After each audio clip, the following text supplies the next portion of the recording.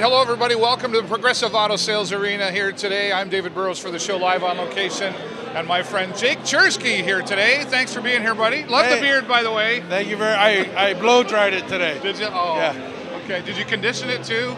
I just shampooed it. I don't want it to get too moist. So anyway, well, before we started, we're playing London today. You Sting fans would know that. Jake here says, throw everything out the window that's already happened. We're playing the London Knights today. It's payback time.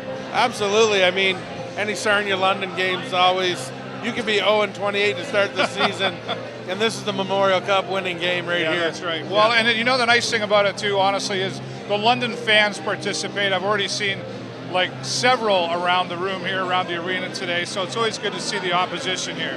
Yeah, it's a crying shame that we couldn't fill the building ourselves instead of letting 1,000 London fans in here.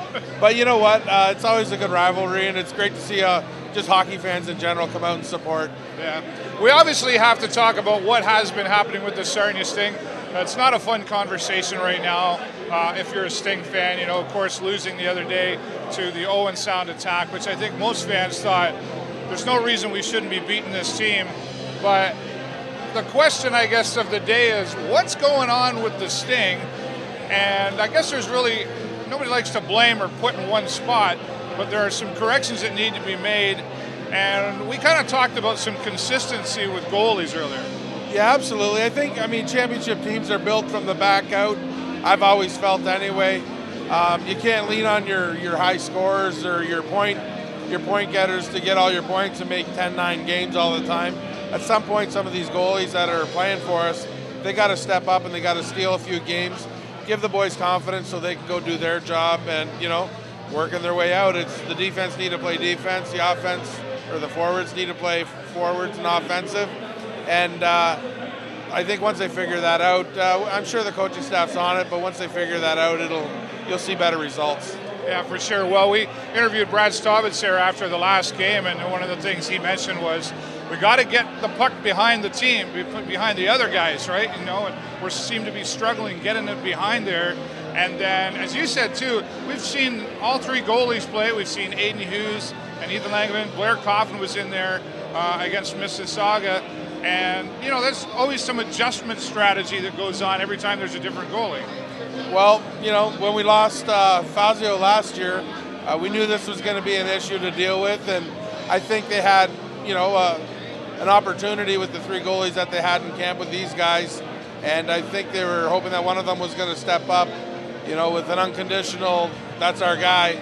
Yeah. And unfortunately, no one's stood on their head yet, as they say. Yeah, we haven't really seen that yet. And I mean, they've all been given opportunity. You kind of got to feel bad for Blair Coffin when he was in against Mississauga. You know, when they got to the fifth goal, it was time to take him out and put in Aiden Hughes. Yeah, your confidence has got to, you know, a couple soft goals went in, and your confidence has got to be low at that time. But, I mean, that's some of that player leadership that needs to come by and go back and tell them, you know, maybe you take the blame for that. And, hey, sorry the guy got around me. That's my bad. That's not you. Don't worry about it.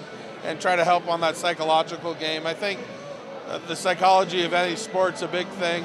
And especially when you have, you know, a team sport with a lot of individual positions like hockey is, yeah. You know, they get a goal, but it could have been two other people's fault, you know. Right. And it's just one of those things that that's why they're trying to make the big leagues and get the big dollars, and they gotta, you know, you gotta toughen up at these times. Yeah. Well, and nobody likes to make the error and you know, sort of be the error that put that goal or allowed that goal to go in. But you know, you bring up a good point about mindset. You know, we talked with Brad Staubitz about that too. Is when you're down and you're feeling down because you're not winning games. When you're down, it's harder to get back up than when you're up, but you can keep going up, right? So there's a mental game that goes on. And, you know, one of the things he mentioned was that, you know, different coaching strategies, that, you know, we can yell at them, we can give the motivational speech, but at the end of the day, these young men have to kind of figure it out with some guidance on how to take responsibility, but Hakuna Matata, right? Put it in the past and keep moving forward. That's a tough gig, I think, for a young, you know, teenager or young adult. Well, I think just in life in general, I mean, we all know it's easy to be lazy, it's hard to work, right? Yeah. And if you can work hard and see the fruits of your labor, then it's easier because you know that the effort that you're putting through is going to get rewarded. And I think as long as the guys keep playing, at the end of the day, they'll be rewarded. And things will get on a roll. Maybe they'll get a weak part of the schedule where they can put 3 or 4 games together where they get good wins and blowouts. And then from that point, then you start rolling because sometimes confidence carries you a long way. I remember a few years back, Saginaw was not that good, but they thought they were. And they were beating everybody. And it's like, did anyone tell them? Yeah. I was sitting over there, and did anyone tell them they suck? Yeah, they're not supposed to win. Yeah. So I think psychology is a big part of sport.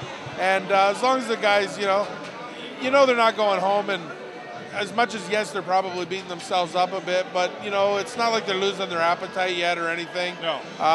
They're not the London Knights of 20 years ago where they only won 1 or 2 games either. They've been in most of the games for what it's worth. So I think a couple bounces our ways here and there, and I think they'll be back on the right track. Perfect. Well, sounds like a good strategy to get things going out here as the Sarnia Sting get ready to take on the London Knights. Notably, London played Kitchener yesterday. Final score there of 6-2. But like we said, it doesn't matter. It's Sarnia Sting and London Knights. As my friend Jake said, you can be 0-28 right now. This is a Memorial Cup between London Knights and Sarnia Sting. So let's hope some of the strategies are changing out there on the ice. We'll keep you updated. I'll be back here at first period intermission, of course, with an update. We'll be updating on our Facebook page all through the period. A representative from the United Way is going to be here talking to us at first period, and then Jake's going to come back and give us his perspective at the end of the second period as well. Jake, thanks for being here. Thanks very much. All right. Once again, get ready. We're going to keep you posted as the Sarnia Sting get ready to take on the London Knights. For the show live on location and the Video Show Network, I'm David Burrows and my friend Jake Cherski. Thanks for watching.